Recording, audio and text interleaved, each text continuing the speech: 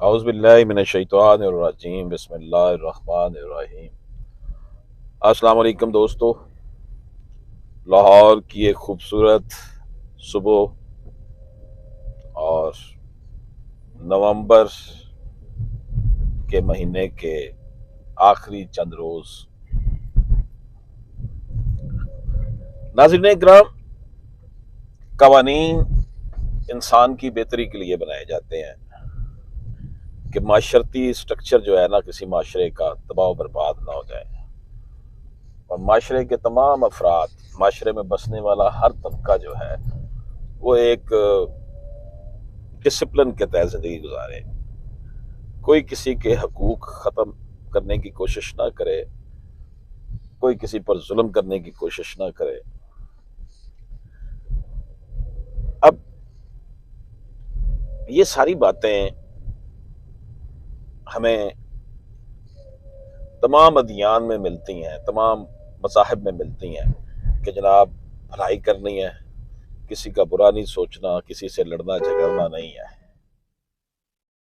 یہ ساری چیزیں جو ہیں وہ ہماری سوسائٹی میں اس لیے بھی بڑی اہم ہے کہ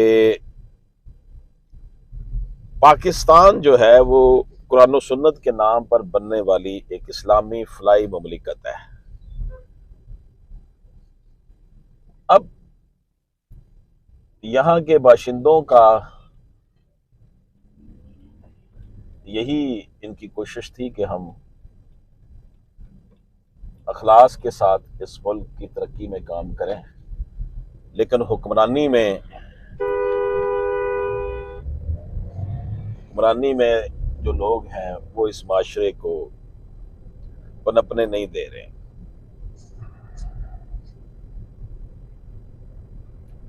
قرآن و سنت کا نفاذ زندگی کے ہر شعبے میں یقینی طور پر ہونا چاہیے۔ تمام قوانین پاکستان کے کہنے کی حد تک تو اسلامی ہیں۔ آئین پاکستان بھی یہی کہتا ہے کہ اسلام سے متصادم، قرآن و سنت سے متصادم کوئی قانون اس ملک میں نہیں بن سکتا۔ تو خرابی کہاں پیدا ہوتی ہے؟ ناظرین اکرام، خرابی پیدا ہوتی ہے جب ان قوانین کو نافذ کرنے کا وقت آتا ہے۔ اگر ایک شخص کو انصاف چاہیے اور انصاف اس کو بر وقت نہیں ملتا تو اس کا مطلب یہ ہوا کہ وہ پھر جسٹس ڈیلیڈ جسٹس ڈینائیڈ والی بات ہوئی نا۔ آپ وقت پر کسی کو انصاف نہیں دیتے تو پھر وہ اس کو بعد میں وقت مل بھی جائے انصاف تو اس انصاف کی پھر وہ قدر و منزلت نہیں رہ جاتی۔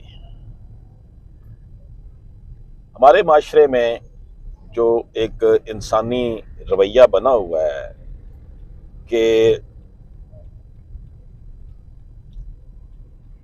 مین ڈومینیٹڈ سوسائٹی ہے، کہنے کو تو یہ کہا جاتا ہے کہ جن بہنوں کے گھر سے بھائی پانی بھی نہیں پیتے، لیکن جب وراثتی پراپرٹی تقسیم کرنے کا وقت آتا ہے تو یہی بھائی جو ہیں وہ ظالم بن جاتے ہیں، وہ انصاف کے راستے میں رکاوٹ بن جاتے ہیں۔ پہلا سٹیپ تو وہ کرتے ہیں کہ باپ کی زندگی میں ہی باپ سے اپنے نام ہبا کروا لیتے ہیں، بیٹیوں کو محروم کرنے کا کہ یہ بہت بڑا جو ہے نا وہ ٹیکٹس ہے۔ ہبا جو ہے وہ غلط بات نہیں ہے، ہبا ہو اچھی بات ہے، ہبا ہونا چاہیے، لیکن کسی کے وراثتی حق کو محروم کر کے وراثتی حق سے ہبا جو ہے وہ کیا وہ جائز ہو سکتا ہے؟ جی وہ کہتے ہیں جناب میری اپنی زندگی میں میں نے یہ سارا کچھ کر دیا ہے، میری پراپرٹی ہے، میں جو مرضی کروں۔ بھائی یہاں تو کوئی کسی چیز کی پراپرٹی نہیں ہے، سب کچھ اللہ کی ملکیت میں ہے، اللہ نے سب کو جو ہے وہ نگران بنایا ہوا ہے، تو میں سے ہر کوئی کسی کی رعیت ہے اور اس سے اس کی رعیت کے بارے میں سوال پوچھا جائے گا۔ تو ہم تو امین ہیں اپنے اپنے جو ہمارے پاس وسائل ہیں، تو اب باپ بھی ایک امین ہے کہ جو کچھ اس کی پراپرٹی اس کے پاس اس نے بنائی ہے یا اس کے فور فادرز کی طرف سے اس کے پاس آئی ہے وہ اپنی آگے اولاد کو قرآن و سنت کے مطابق دے دیں۔ اس بحث میں ہم نہیں جاتے کہ عورت کو نصف اور مرد کو پورا حصہ دیا جاتا ہے اور اس میں کیا مسائل ہیں۔ یہ قرآن و سنت کا فیصلہ ہے، قرآن کا فیصلہ ہے، واضح طور پر سورہ نساء میں لکھا ہوا ہے، اور اس کے حوالے سے بہت زیادہ آرگومنٹس ہمارے پاس ہیں، اور حقیقتاً بھی ایسا ہی ہے کہ میرے رب نے یہ جو نظام بنایا ہے بالکل فطرتی انداز میں یہ کیا ہے۔ لیکن وہ جو نصف ملنا ہے اس کو دینے سے بھی روکنے کے لیے، انکار کروانے کے لیے طرح طرح کے ہیلے بہانے کیے جاتے ہیں۔ جیسے میں نے آپ کی خدمت میں ابھی عرض کیا کہ اس کا ایک شاخسانہ یہ ہوتا ہے کہ ہم دیکھتے ہیں کہ ہو جاتا ہے جناب ہبہ کروا لیتے ہیں باپ سے زندگی میں ہی۔ دوسرا انسٹرومنٹ جو استعمال کیا جاتا ہے وہ یہ کہ جناب کیا کیا جاتا ہے، بیٹی سے بیع کروا لی جاتی ہے، جی میں نے پیسے وصول کر لیے ہیں اور اب میرا اس جائیداد سے کوئی تعلق نہیں ہے۔ وہ پیسے پوسے کوئی نہیں دیے ہوتے، صرف ان سے انگوٹھے اور سگنیچر کروائے جاتے ہیں۔ ایک اور انسٹرومنٹ یہ جی دستبرداری کروا دی جاتی ہے، جی میں اپنے بھائی کے حق میں یا بھائیوں کے حق میں، یہ بہنیں دستبردار ہو رہی ہیں، اب ہمارا اس پراپرٹی سے کوئی تعلق نہیں ہے۔ پھر یہ جو سلسلہ چلتا ہے آگے کہ ہم نے آپس کی خاندگی تقسیم کر لی ہے، بیٹی کو بالکل تھوڑا سا مائنر سا حصہ جو اس کا حصہ بنتا ہے اس سے بہت کم دیا جاتا ہے، باقی بیٹوں کو نوازا جاتا ہے۔ اکثر ایسا ہی ہوتا ہے، بہت کم صورتحال میں ہوگا کہ بیٹی کو زیادہ دیا اور بیٹے کو کم، بہت کم ایکسیپشنل کیسز ہیں۔ اوورال جو یہ صورتحال ہے وہ بیٹیوں کے خلاف جاتا ہے۔ تو جب ہم وومن پاور امپاورمنٹ کی بات کرتے ہیں، وومن رائٹس کی بات کرتے ہیں، خواتین کے حقوق کی بات کرتے ہیں، تو ہمارا دین پہلا دین ہے جس نے عورت کو وراثتی حق دیا اور دلوایا بھی۔ دیگر ادیان کرسچینٹی میں، جیوز میں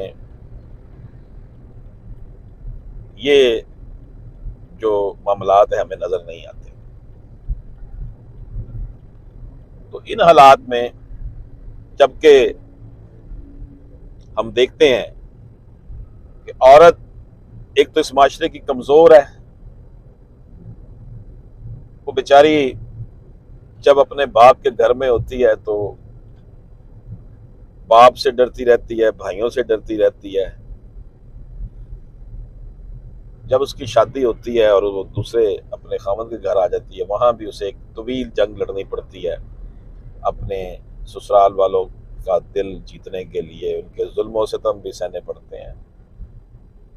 ایکسیپشنل کیسز میں نہیں ہوتا، سب میں ایسا نہیں ہوتا، کچھ ایسے کیسز ہیں جن میں ایسا نہیں ہوتا، لیکن میں اوورال بات کر رہا ہوں۔ جب بھی میں یہ ایسی کوئی بات کرتا ہوں، یہ اوورال بات ہے جو ہمارے معاشرے کا ایک جنرل رویہ بنا ہوا ہے۔ تو جب بہنوں بیٹیوں سے ان کا حصہ نہ ان کو دیا جائے اور وہ کہیں کہ جناب ہم تو زندگی میں چیلنج ہی نہیں کر سکے، اول تو زندگی میں چیلنج کر دیں۔ اگر کوئی بیٹا باپ سے زبردستی کروا رہا ہے تو زندگی میں اس کے چیلنج کر دیں کہ جناب اس نے یہ حرکت کی ہے کہ میرا وراثتی حق جو ہے وہ چھین لیا ہے۔ دوسری بات یہ ہے کہ آپ اس کے لیے کوئی ٹائم لیمیٹیشن نہیں ہے، آپ کسی وقت بھی یہ وراثتی حق کے لیے اپنی جنگ جو ہے وہ لڑ سکتے ہیں۔ لیکن it is a message by me, میرا پیغام جو ہے وہ یہ ہے کہ اگر آپ نے اپنے وراثتی حق کے لیے جنگ لڑنی ہے ڈیفینیٹلی آپ کو عدالتوں میں آنا پڑے گا۔ عدالتی نظام جو ہے ہمارا بڑا سلو ہے، اس کے اندر وہ چیک اینڈ بیلنس والا سسٹم نہیں ہے۔ کیس کو 6 ماہ کی بجائے سال 1.5 سال میں 2 سال میں لے جایا جاتا ہے اس کو ڈیسائیڈ کرنے کے لیے۔ کیسز بہت زیادہ ہوتے ہیں، ججز کی تعداد تھوڑی ہے، عملہ ان کے پاس ہے نہیں، پھر وکلا کی ہڑتالیں اور بار ایسوسی ایشن کے نمائندے جو ہوتے ہیں وہ جا کر پریشرائز کر کے، خاص طور پر بڑے اسٹیشن پر جو عدالتیں ہوتی ہیں وہاں پر بار ایسوسی ایشن کے نمائندے بھی دھوس دھاندلی کر کے کیسز کو ڈیلے کروا لیتے ہیں۔ یہ سارا کچھ ایکول پلینگ فیلڈ نہیں ہے. پھر خاتون کو، عورت کو، بیٹی کو، بہن کو یہ تکلیف ہوتی ہے کہ جب میں عدالت میں چلی گئی اپنا وراثتی حق لینے کے لیے تو ہمیشہ کے لیے میرا جو میکا گھر ہے وہ مجھ سے جدا ہو جائے گا. یہ ایک بہت بڑا المیہ ہوتا ہے. اگر باپ زندہ ہے اس سے ملنے سے، ماں زندہ ہے اس سے ملنے سے روک دیا جاتا ہے کہ بھی جاؤ بھاگ جاؤ، اب تم نے اپنا حصہ لے لیا، اب یہاں مت آنا. یا اپنے حصے لیا نہیں ہے تو اپنے حصے کے لیے تم عدالت میں گئی کیوں، ہمیں کٹہرے میں لایا کیوں تم نے. اب دین تو کہتا ہے کہ جناب آپ نے تو پرندوں جانوروں تک کے حقوق کا خیال رکھنا ہے، چیونٹی کا بھی خیال رکھنا ہے. اور یہاں پر اشرف المخلوقات، سب سے افضل مخلوق جو ہے اس کا استحصال اپنے گھر سے کیا جاتا ہے. تو یہ پھر دینی اور اسلامی معاشرہ نہیں ہے، یہ تو جبر کا معاشرہ ہوا. تو میں اب آپ کی خدمت میں جو بات عرض کرنے لگا ہوں، اگر آپ یہ قانونی جنگ لڑنا چاہتے ہیں، دیکھیں اس کے 3 پہلو ہوں گے. پہلا سٹیپ ہے سول کورٹ میں کیس کرنا. دوسرا سٹیپ سول کورٹ کے بعد ڈسٹرکٹ کورٹ میں جانا. تیسرا سٹیپ ہائی کورٹ ہے. اور یہ 99.9% یہ آخری سٹیپ ہوتا ہے. سپریم کورٹ میں ایسے کیسز پہلے سے ہی سیٹل ہو جاتے ہیں. سپریم کورٹ میں ایسے کیسز کو لڑنے کی پھر اجازت نہیں ملتی جو ہائی کورٹ میں ڈیسائیڈ ہو جاتے ہیں. تو ہم یہ ازیوم کر لیتے ہیں کہ 3 سٹیپ ہمارے پاس ہیں. پہلے سٹیپ میں جب آپ نے اپنے حصے کے لیے سول کورٹ میں دعویٰ کرنا ہے تو اس کے لیے آپ کو کمپیٹنٹ لائر چاہیے جو آپ کا کیس بہت اچھی طرح تیار کرے، آپ کی ایویڈنس کراس ایگزامینیشن اچھی طریقے سے کرائے، آرگومنٹس اچھی طرح دے. اب سسٹم ایسا ہے کہ اس میں ایک جج نہیں فیصلہ کرنا ہوتا ہے. میں یہ قطعاً نہیں کہتا کہ جی وہ پریشرائز ہو جاتے ہیں، یہ زیادہ طور پر ریومرز ہی ہیں کہ جناب وہ بک گیا جج، وکیل بک گیا. یہ ریومرز ہیں، اس سوسائٹی کا یہ خاصہ ہے. خدا نہ خواستہ اگر کوئی 1-8% ایسا سلسلہ بنتا بھی ہے تو آپ کی وہ دنیا وہاں ختم نہیں ہو جاتی. آپ نے آگے نیکسٹ فورم آپ کے پاس ہے ڈسٹرکٹ کورٹ. جب آپ کا ٹرائل ہو جاتا ہے اچھے طریقے سے، آپ محنت کر کے، یہاں آپ کو اچھا وکیل چاہیے ہوتا ہے جو کہ آپ کو کیس اچھی طرح تیار کر کے دے، ایویڈنس آپ کا اچھی طرح کروا دے. جب یہ سب کچھ ہو جائے گا، ایویڈنس اچھی طرح ہو جاتا ہے، تو پھر اگر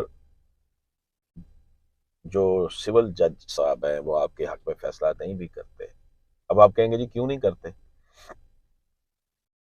عجیب و غریب صورتحال ہے کہ ہائی کورٹ کانسٹیٹیوشنل کورٹ ہے، نچلے جو ہے وہ صرف قانون کے مطابق جو لکھا ہے وہ دیکھ لینا ہے انہوں نے، حالانکہ ایسی بات نہیں ہونی چاہیے. تو کوئی بات نہیں اگر وہ آپ کے خلاف بھی فیصلہ کرتے ہیں تو اس کا مطلب یہ نہیں کہ آپ ہار گئے ہیں. آپ کے پاس نیکسٹ سٹیپ ہے ڈسٹرکٹ کورٹ. اب اصل کیس آپ کا بنا ہے صرف سول کورٹ میں. ڈسٹرکٹ کورٹ میں جب آپ کا کیس جانا ہے تو آپ نے وہاں پر اپیل ہونی ہے. اگر آپ جیت بھی گئے سول کورٹ میں تو مخالف پارٹی نے ڈسٹرکٹ کورٹ میں اپیل کرنی ہے. یا خدا نخواستہ آپ کا کیس لوز ہو گیا ہے، ہمارے جو جج صاحب ہیں انہوں نے جوڈیشل مائنڈ اپلائی نہیں کیا، یا جو کچھ بھی ہوا ہے، ان بحثوں میں نہیں جانا چاہیے ہمیں، تو آپ ڈسٹرکٹ کورٹ میں اپیل کریں گے یا وہ ڈسٹرکٹ کورٹ مخالف پارٹی نے کر دینی اگر وہ ہاری ہوئی ہے. وہاں پر صرف بحث ہونی ہے، ایک بحث، اونلی ون. اس کا بھی انہوں نے ہائی کورٹ نے کہا ہے جی 2 ماہ میں فیصلہ کر رہے ہیں. وہاں ڈیسیجن جو ہوتا ہے اگر آپ سمجھتے ہیں آپ کے حق میں ہو گیا ہے یا آپ کے خلاف ہو گیا ہے یا جو بھی صورتحال بنتی ہے، جو بھی متاثرہ پارٹی ہے پھر وہ ہائی کورٹ چلی جاتی ہے ڈسٹرکٹ کورٹ سے. وہاں بھی صرف آرگومنٹس ہونے ہیں. آئینی طور پر ہائی کورٹ نے جائزہ لینا ہے کہ کس طریقے سے وہ کیس کو میں دیکھیں کوئی سکم تو نہیں رہ گیا، کوئی لیکونہ تو نہیں رہ گیا، وہ پھر اسے ڈیسائیڈ کر دیتی ہے. یا کوئی کہتی ہے جی دوبارہ ایویڈنس کروائے جائیں، وہ ریمانڈ کر دیتی ہے کیس سول کورٹ میں. تو سول کورٹ ہی دراصل مدر آف سول لٹیگیشن ہے، یہاں پہ ہی سارا کچھ ہونا ہوتا ہے. تو یہ جو 3 سٹیپ ہیں یہ سوچ کر آپ نے اپنا وراثتی حق لینے کے لیے عدالت میں آنا ہے. اگر آپ کہیں گے جی پہلی عدالت میں ہمارے حق میں ہو گیا، اگر آپ کے حق میں بھی انہوں نے فیصلہ کر دیا دوسری پارٹی نے جانا ہی جانا ہے ڈسٹرکٹ کورٹ میں، تو آپ کے حق میں ہو یا نہ ہو تو آپ کو پھر بھی تو کیس لڑنا ہی پڑنا ہے نا ڈسٹرکٹ کورٹ میں، اور وہاں بھی آپ کے حق میں ہو یا نہ ہو پھر ہائی کورٹ میں. ہائی کورٹ میں آپ کو کہتا ہوں کہ 100% جس کا وراثتی حق کھایا ہوتا ہے اس کو اس کا حق مل جاتا ہے. وجہ کانسٹیٹیوشنل کورٹ ہے، آئینی طور پر وہ معاملات کو دیکھتی ہے. اس حوالے سے honourable supreme court of Pakistan کے 2019، 2020، 2021، 2022 کے فیصلہ جات بڑے کلیئر ہیں کہ ہبا کے نام پر، بیع کے نام پر یعنی سیل کے نام پر، دستبرداری کے نام پر، تملیغ کے نام پر کسی کو کسی کے وراثتی حق سے محروم نہیں کیا جا سکتا. خاص طور پر خواتین کے لیے یہ فیصلہ ہے. اس حوالے سے آنریبل جسٹس یحییٰ افریدی صاحب، آنریبل جسٹس قاضی فائز عیسیٰ صاحب کے فیصلہ جات لاتعداد ہیں، ان کی ویڈیوز میرے یوٹیوب چینل پر آپ کو مل جائیں گے. تو اگر کوئی شخص قبضہ کر کے بہن کی زمین پر بیٹھا ہوا ہے، پراپرٹی پر بیٹھا ہے اور اس کو نہیں دے رہا، تو اس کے لیے بھی اس کو باقاعدہ اس کا مینز پروفٹ ملے گا، رینٹ ملے گا اس کے حصے کا، جتنا عرصہ اس نے اس کو دبائے رکھا ہے. بات صرف حوصلہ کرنے کی ہے، ہمت کرنے کی ہے. ہم چاہتے ہیں کہ فوراً سارا کچھ ہو جائے، فوراً نہیں یہ ہو سکتا ہے. آپ نے حوصلہ کرنا ہے، اس میں سال، 1.5 سال، 2 سال لگ سکتے ہیں. پہلی کورٹ میں ہی اگر فیصلہ فیور یا اگینسٹ میں آتا ہے تو اس کا مطلب یہ نہیں کہ گیم ختم ہو گئی، آپ کے لیے اگلا فورم ہے. یہ بات ہمیں اپنے ذہن میں بٹھا لینی چاہیے. یہاں سے جو ہے نا وہ خواتین ڈسہارڈ ہو جاتی ہیں، لو جی فیصلہ ہمارے خلاف آ گیا، اب ہم آگے کیا کریں گے. بھائی اگلا فورم بنا ہی اس لیے ہے. اگر یہی آخری فیصلہ سول کورٹ کا ہوتا تو پھر ڈسٹرکٹ کورٹ اور ہائی کورٹ بنانے کی ضرورت کیا تھی؟ یہ بات سمجھ میں نہیں آتی ہمارے. ہم چاہتے ہیں جی پہلی کورٹ سے، اگر آپ پہلی کورٹ میں حق میں ہو گیا ہے تو وہ مخالف پارٹی نے پھر ڈسٹرکٹ کورٹ یا ہائی کورٹ میں بعد میں چلا جانا ہے. تو دونوں کی طرف سے یہ ریسیپروکل ہے، دونوں نے ایسے ہی کرنا ہے. اس لیے آپ جب اپنے وراثتی حق کے حصول کے لیے لڑتے ہیں، جنگ لڑتے ہیں، تو یہ حوصلہ کر کے آئیں کہ ہم نے جو ہے وہ ان 3 فورمز، خاص طور پر سپریم کورٹ میں تو میں نے آپ کو کہا کہ 99% کیسز کا فیصلہ ہائی کورٹ والا ہی ہوتا ہے، بلکہ وہ اجازت ہی نہیں دیتے سپریم کورٹ میں کیس لگنے کی، لیو ٹو ڈیفینڈ ہی نہیں ملتی کہ یہ فیصلہ جو ہو گیا اس میں کوئی امبیگٹی نہیں ہے. وہ آئینی عدالتیں ہیں یہ. تو اس لیے ناظرین اکرام، وہ بیٹیاں، وہ بہنیں جو اپنے وراثتی حق کے لیے کوشاں ہیں اور ان کو ان کا حق ملنے میں پرابلم ہے اور وہ حوصلہ چھوڑ کر بیٹھی ہوئی ہیں، اگر وہ اپنا وراثتی حق لینا چاہتی ہیں تو اس کے لیے کوئی ٹائم لیمیٹیشن نہیں ہے، جتنا مرضی وقت گزر گیا ہو. اگر وہ پراپرٹی بھائی نے، باپ نے بیچ بھی دی ہوئی ہے تو اگر اس کے لیے جو ہے لسپنڈنسی کا لا آتا ہے کہ جناب فیصلہ جب ہوگا اور جس نے وہ پراپرٹی خریدی ہوگی، جس میں حصہ ہوگا خاتون کا، بیٹی کا، بہن کا، تو وہ واپس ہو جائے گی. نقصان اس کا ہوگا جس نے یہ ایسی پراپرٹی خریدی ہے جس سے کسی کا حق مارا گیا ہو. تو اس لیے ناظرین اکرام، ہمیں یہ سوچ ذہن میں رکھنی چاہیے کہ ہم وراثتی پراپرٹی کے حصول کے لیے جب کوشاں ہوتے ہیں تو ہم یہ بات اپنے ذہن میں رکھیں کہ یہ 3 فورمز ایسے ہیں جہاں پر ہمیں فائٹ کرنی پڑے گی: سول کورٹ، ڈسٹرکٹ کورٹ اور سیشن کورٹ. اس کے بغیر گزارا نہیں ہونا. اگر یہ حوصلہ نہیں ہے تو پھر آپ گھر بیٹھے رہیں، صرف یہ سوچ کر آئیں گے جی پہلی عدالت میں ہی ہم بھی آپ کے حق میں کریں یا آپ کے خلاف کریں، اگلے فورم میں یہ کیس جانا ہی جانا ہے. تو انہی الفاظ کے ساتھ آپ سے اجازت چاہوں گا کہ زندگی اتنی غنیمت تو نہیں جس کے لیے عہد کم ظرف کی ہر بات گوارا کر لیں. قرآن و سنت، پاکستانی آئین کے تحت کوئی کسی کا حق نہیں کھا سکتا، لیکن اس کے لیے ہمیں کوشش کرنی پڑے گی، حوصلہ کرنا پڑے گا. آگے بڑھنے کے لیے ہمت سے کام لینا ہوگا، اور بیع کے نام پہ، تبلیغ کے نام پر، ہبا کے نام پر جو بیٹیوں بہنوں کے ساتھ ظلم روا رکھا جاتا ہے اس سے نپٹنے کے لیے ہمیں قانونی کارروائی کرنا ہوگی۔ اجازت دیجیے، اللہ حافظ۔